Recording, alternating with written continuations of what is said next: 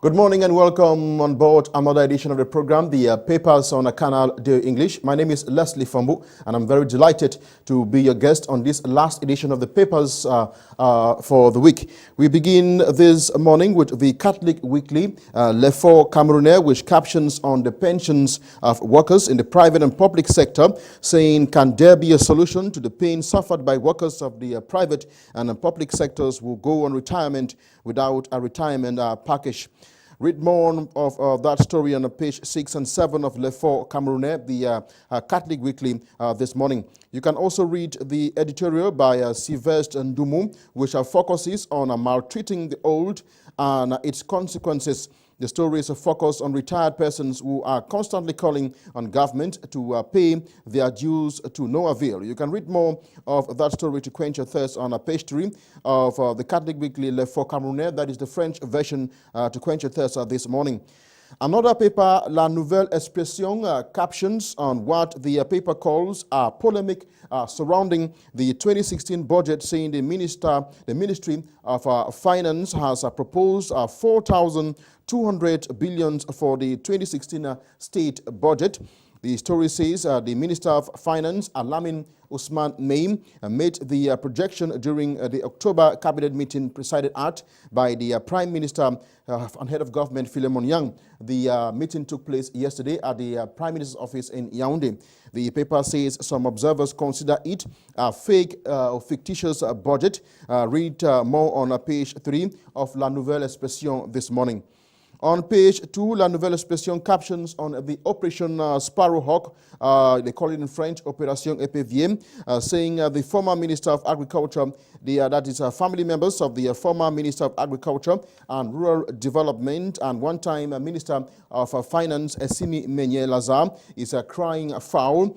His family members have been calling on the government to transfer him to the hospital abroad for medical attention to no avail. You can read more of that story on page 2 of the paper this morning. Our please this morning captions on the Damawa region, saying Central African refugees have been reassured that they can now vote in elections back home.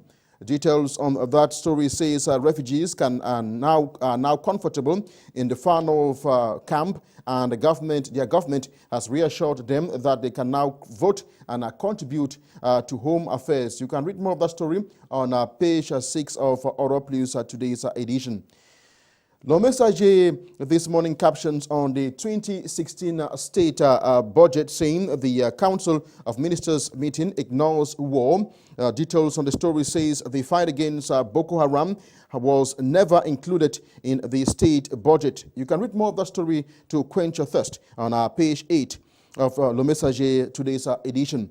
On page 3, Le Messager says the ex-captain of the Indomitable Lions, Samuel Etofis, gets involved in the current fight against Boko Haram. Details on the story says the former Indomitable Lions striker has decided to support the victims of the attacks in the far north region of the country. Read more on page 3 of Le Messager. Well, televiewers, that is all we gathered for you for the first part of the program. We now move to the second part. On the papers, we have two segments. During the first segment, we present what the papers say, and the second segment, we analyze the content with our guest. Good morning once more, Mr. Elie Smith. Good morning. We've not been having you for for 2 days now. There's no problem. And I'm sure the televiewers have been missing your commentaries. I hope so too. Welcome back once more. Thank you, sir. Thank you very much. So you've been going through the papers this morning. What actually caught your attention? What caught my attention was first on the plight of pensioners. Yes. Because it's unfair that people who have worked for 30 or more years go on retirement and find it difficult to make ends meet. Not because of their irresponsibilities or irresponsibility if it's an individual, simply because the savings that they did has been mismanaged by the government of this country.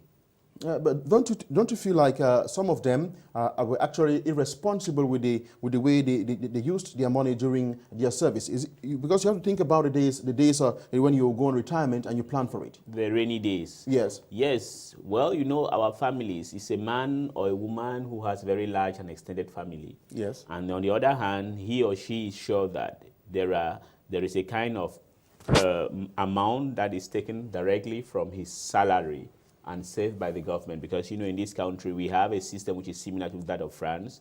that when you are working, you have an automatic deduction from your salary that goes as a kind of savings for yourself in case you go on retirement.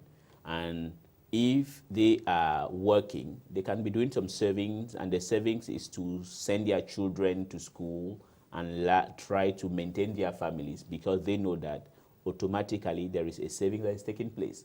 Now the question is, it is not the irresponsibilities of those individuals, it is the heartless and mismanaged culture that this government has, that have been squandering the monies of the savings, and nothing has happened to those who have done so.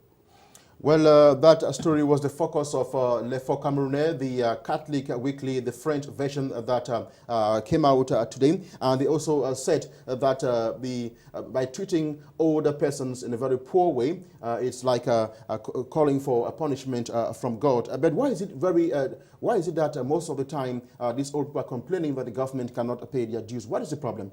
The problem is, once again, the heartless and irresponsible attitude of our government. Is it fair? And sometimes when they even want to protest, the police is called upon to charge on them. Yes. Which shows that they are heartless, they are irresponsible. And one is really, the paradox is that those people doing are Africans, and they sometimes claimed that Africans are people who respect the elderly. So I think it's the government that is irresponsible. Yes. And on the other hand, yes, I think also our civil society organizations, political parties need to mount a lot of pressure, and that is the reason why I'm happy with what Le Cameroon has done. Yes. There are some private companies that are known to give out pay slips to workers. On your pay slip, you see that they have slashed something for the social insurance, the CNPS. But on retirement, you discover that you go to the CNPS and there's nothing there, because workers have been blaming some private companies for not respecting their CNPS, even though there's something allocated for that.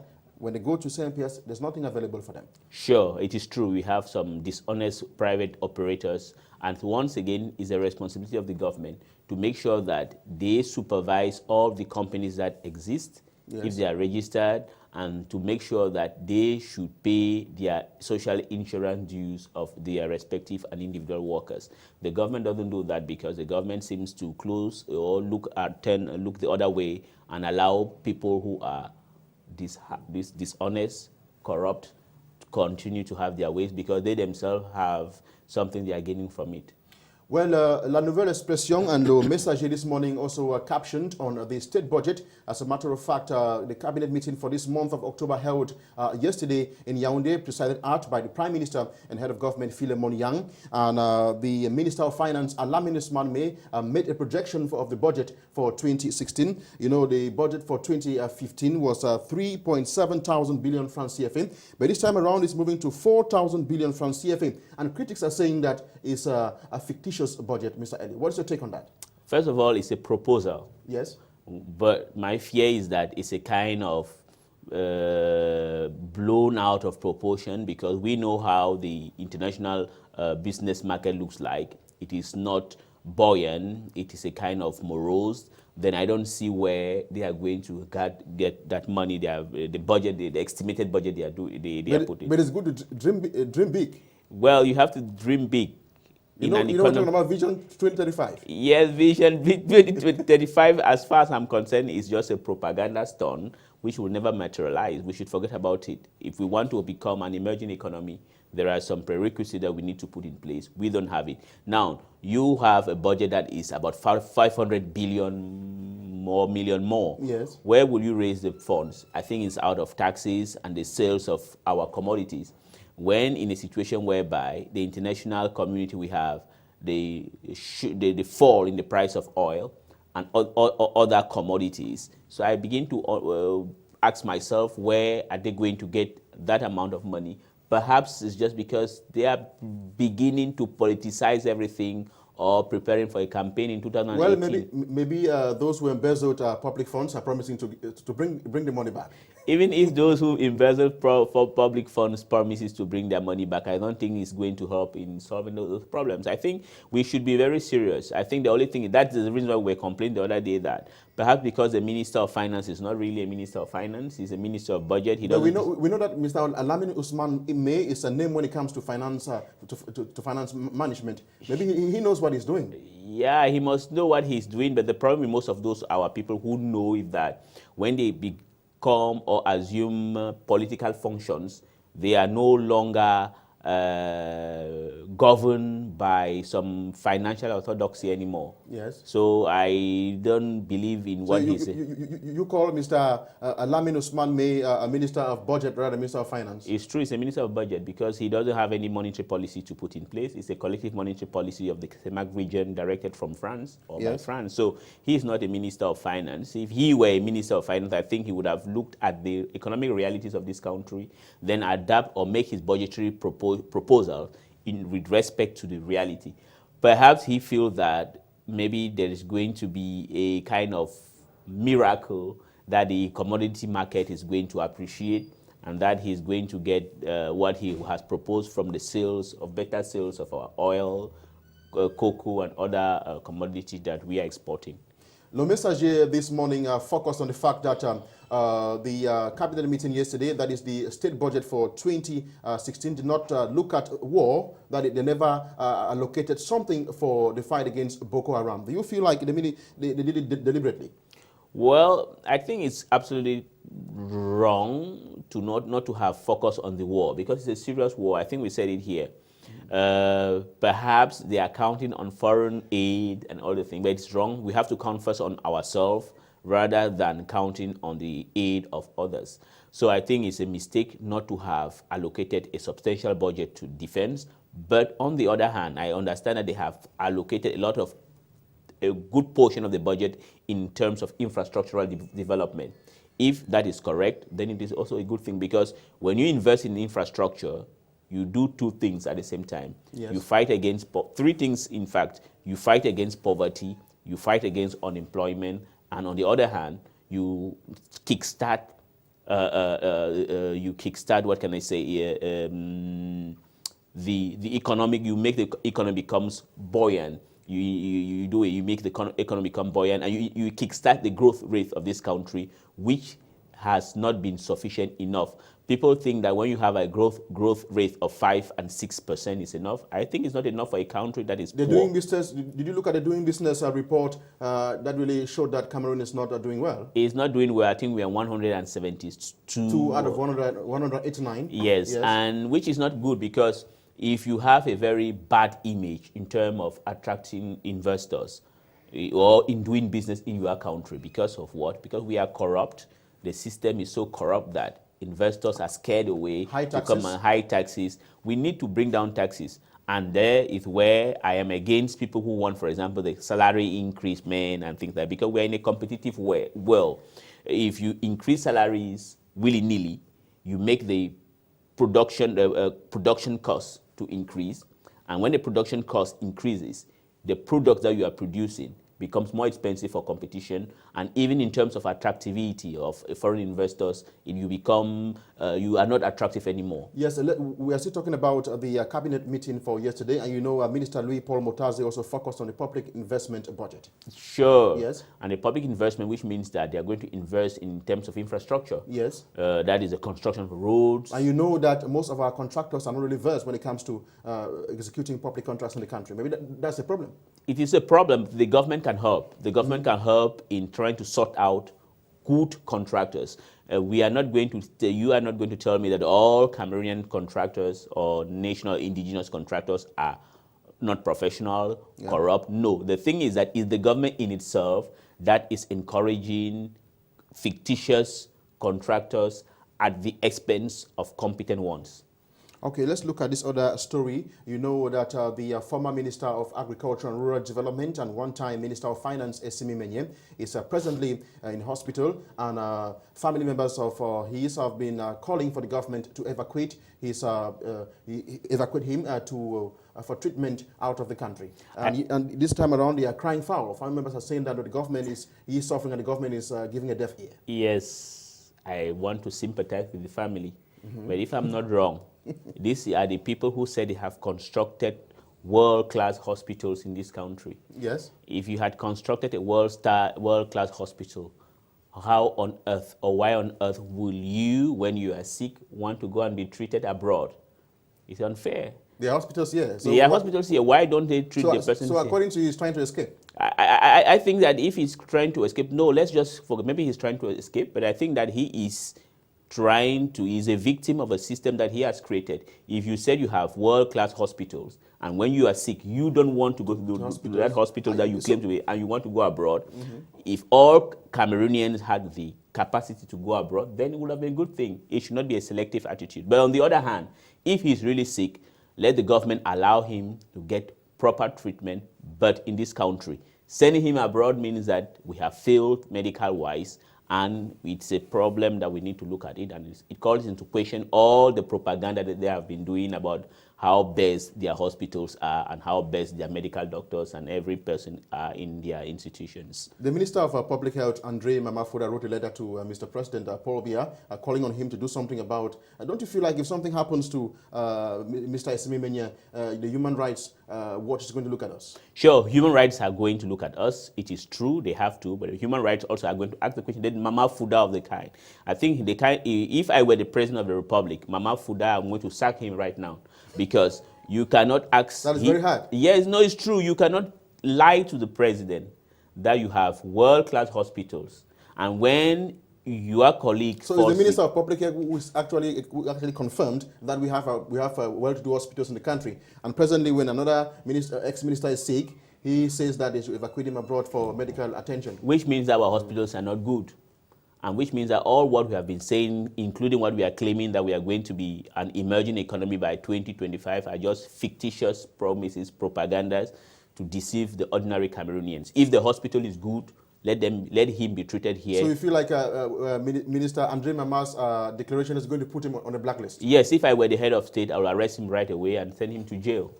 Because it shows that he's incompetent, he's a liar, and he has been deceiving the public Cameroonians that they have good hospitals, good medical doctors. If they cannot be treated in Cameroon, then it means that we don't have good hospitals. Yes, let's look at another story that the papers are focused on today. Samuel Eto'o is actually coming into the Boko Haram fever, and this time around he's donating help financially to some of the victims of the Boko Haram attack in the far north region. It's a good thing, but I would have wanted Samuel Eto'o to help complete the house of his colleague, Foué Marc Vivian, that is in languishing in the village there. But people are dying, people are suffering, they are not eating, Mr. Elie. And then we talk of building a house. Sure. He's looking at those who he would have taken food. care. Yes, it's true. It is true. What Mr. Eto'o is doing is a good thing. But first of all, you need to be your brother's keeper. Yes. Why can't you take care of the family of your friend, your colleague? And he promised doing that. And he promised to do it. He has not done it. Look, that thing of Eto'o is good. It's a populist attitude. It is good, but Mr. Eto'o, I would have respected him very much, and all the other cohorts who were the friends of Foué, if they had honored the pledge that they made to Mr. Foué Marc Vivian, they have not done it. And you see, we are living in a world whereby we want to show off. Well, but the point show is, and tell. Maybe that is still going to come. Maybe they're still going to do it, but for the meantime, yes, they are looking at those who are actually in need. Those who are actually in need is true, but the government is there to help those who are actually in need. There are a lot of institutions that are So according to you, he wants the world to see him. Yes, it's just show and tell. He's trying to pick what he has to do for people to see him. Yes. Those people, it is good. I will not say it's not a good thing. It's patriotic.